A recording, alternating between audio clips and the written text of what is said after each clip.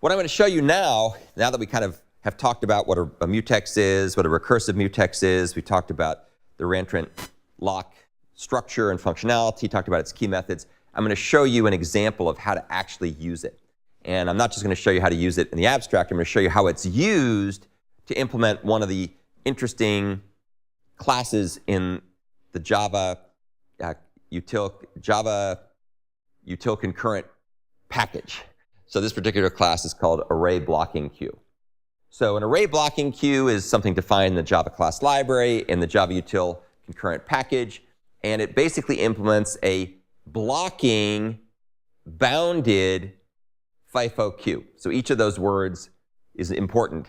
So blocking basically means if the queue is empty, then someone who's trying to dequeue something from the queue will block. Bounded means if the queue is full, then a thread that tries to put something into the queue will block till it's not full. And FIFO means, as the name suggests, that it's first in, first out semantics. The ArrayBlockingQueue has a bunch of other things it depends on. So it extends something called AbstractQueue, which provides a bunch of skeletal implementations of some of the queue operations. So you can see here that AbstractQueue is an abstract collection, and it implements queue, as well as iterable and collection. It implements a bunch of things. And the other thing that ArrayBlockingQueue implements is blockingQueue. So blockingQueue is basically where it gets the operations to kind of wait when the queue is empty or full. So it has methods that take and put, as we'll see here in a second. We'll look at both the interface of the ArrayBlockingQueue, which is useful to know in its own right because it's a very useful abstraction that you can leverage in a lot of message passing based concurrent Java programs. Remember we talked before about there are kind of two basic models or several different models of synchronization and concurrency control, one of which is using shared objects. So things like a ReentrantLock could be used for that. Likewise, there are things that use message passing. So ArrayBlockingQueue is built upon shared objects to implement message passing. So that's the way to think about it from a bigger picture perspective. So we're going to look at both the interface and the implementation. Here's some of the implementation artifacts, some of the fields. Since we're focusing on ReentrantLock, that's the main thing we're going to jump in on. So this particular implementation in Java uses a ReentrantLock instead of using Java synchronized methods or synchronized blocks. And there's various reasons for that. It has to do with the fact that the built-in monitor objects, which we'll talk about probably next week, have some limitations. So to avoid those limitations, they use a ReentrantLock plus some other stuff we'll talk about soon. And you can read more about some of the limitations with ReentrantLocks by looking at this link. The other thing that we have in addition to this ReentrantLock are the fields or the state of the object that's protected by the lock. So what would these things include? Well, they'd obviously include the array that stores the queued items. We got to protect that, right? We don't want that being corrupted with concurrent reads and writes. And we also have some indices that are used to keep track of where the next insertion goes, where we put the next element. That's called the put index.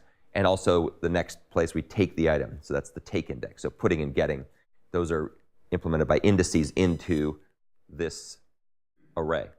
And then the last thing we do is we keep track of the number of elements that are in the queue. It's just a field. So those obviously have to be protected. We don't want those things to be corrupted.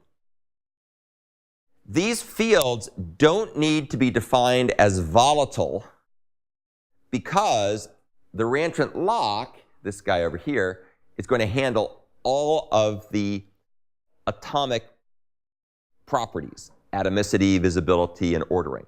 So by using the lock correctly, all the other things are taken care of magically. We don't have to make these things volatile. If we made them volatile, it would be overkill, it would be unnecessary, it would be like belt and suspenders, and it would also slow things down because it would make things slower and it would give you no benefit whatsoever. If you want to learn more about this, you can take a look at the lock interface documentation, which explains these characteristics. Okay, so let's take a look at some examples to illustrate how this stuff works. And this is going to be kind of fun because in addition to showing you some Java code over here on the right-hand side, I'll also kind of show you a visualization of what's happening. And it's kind of fun to visualize what's going on. So what you're seeing here, this notation I'm showing you visually, is basically showing something called a monitor object. We'll talk more about monitor objects and monitors later. But this is an instance of an array blocking queue. And when everything starts out, let's say that we go ahead and make ourselves an array blocking queue, like this guy, and it's going to be given a bound, like 10. And what will happen here is when we start out, the hold count is 0. So the lock is unlocked, because there's going to be a lock that's associated with this thing. And the array blocking queue object itself is a critical section. So we only want one thread of control executing in there at a time to protect all those fields we just looked at, right? Like the elements in the array, the take index, the put index, the count, and so on. So let's assume we start out, the blocking queue is empty, and we create a thread, and that thread does queue.take. So the array blocking queue object has no items in it, so the count is 0.